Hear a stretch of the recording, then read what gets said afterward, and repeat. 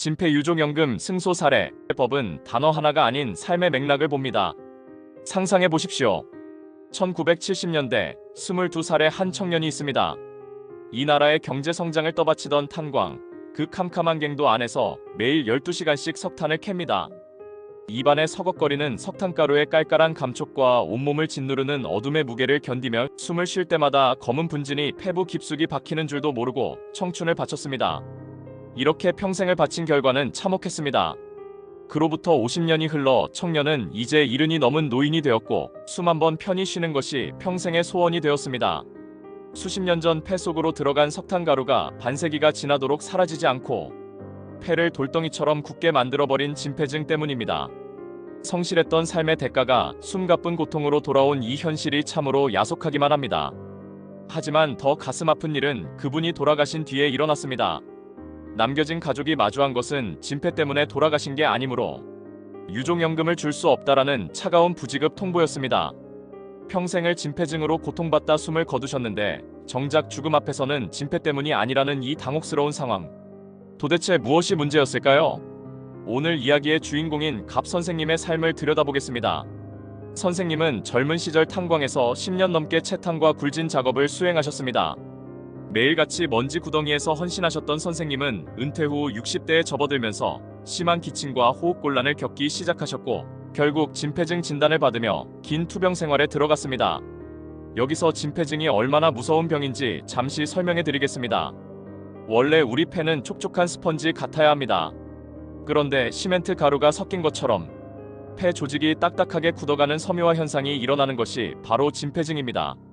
한번 굳어진 폐는 다시는 되돌릴 수 없고 현대의학으로도 완치가 불가능한 참으로 잔인한 질병입니다. 고통스러운 투병 중에도 희망을 놓지 않던 갑 선생님께 또 다른 시련이 찾아왔습니다. 바로 식도암이었습니다.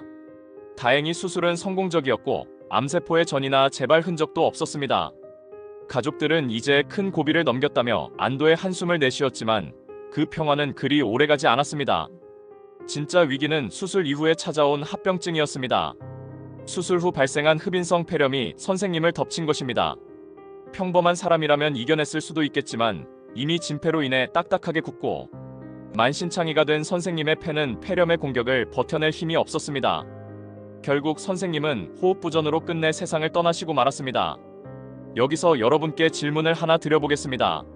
10년 넘게 진폐증을 앓아 폐가 심하게 손상된 상태에서 수술 후 폐렴이 발생해 사망했다면 유족은 연금을 받을 수 있을까요? 사망진단서에 적힌 직접적인 사인이 폐렴이라는 점이 과연 어떤 결과를 가져왔을지 잠시 생각해 보시기 바랍니다. 근로복지공단의 결정은 단호했습니다. 사망진단서상의 직접 사인이 진폐가 아닌 폐렴이며 이 폐렴은 식도암 수술의 후유증일 뿐 진폐증과는 상관이 없다는 논리였습니다. 공단은 환자의 평생을 살피기보다 사망 직전의 의학적 사건만을 기계적으로 연결해 진폐로 인한 사망이 아니다라는 형식적인 판단을 내린 것입니다. 이것이 우리 유족들이 마주하는 냉혹한 수치입니다. 실제로 진폐 11급이나 13급 같은 경미한 등급의 경우 유족보상 인정률은 고작 10%대에 불과합니다. 10명 중 9명은 평생의 희생을 국가로부터 인정받지 못한 채 절망 속에 남겨지고 있는 것이 지금의 실정입니다. 공단은 사망 원인 폐렴이라는 단 한 줄의 문구로 모든 것을 끝내려 했지만 갑 선생님의 아내분은 포기하지 않았습니다.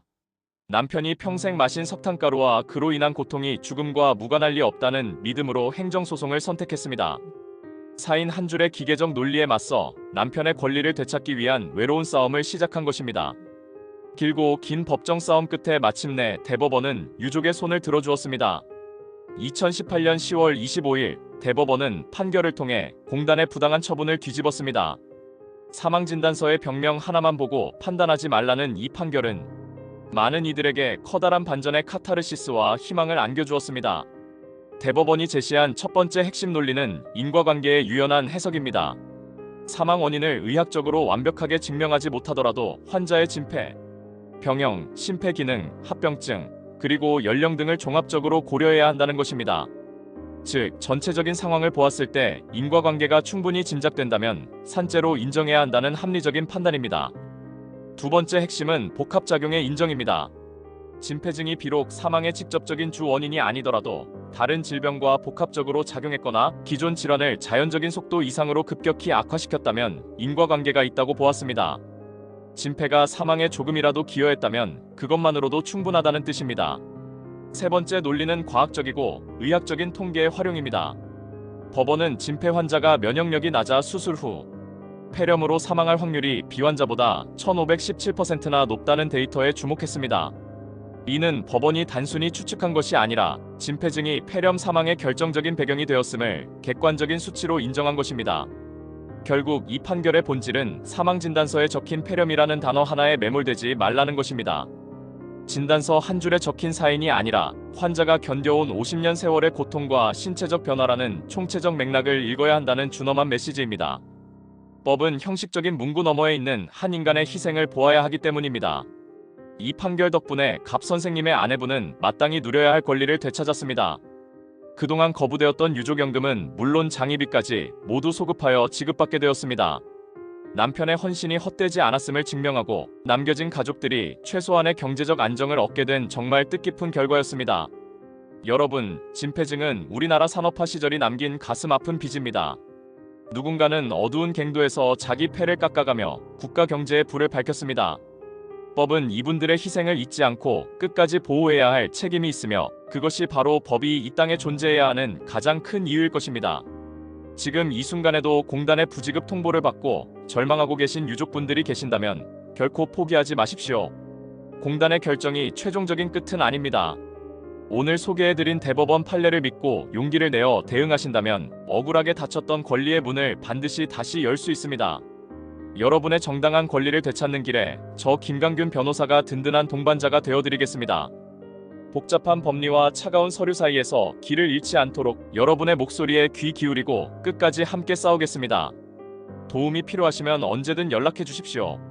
정성을 다해 돕겠습니다. 감사합니다.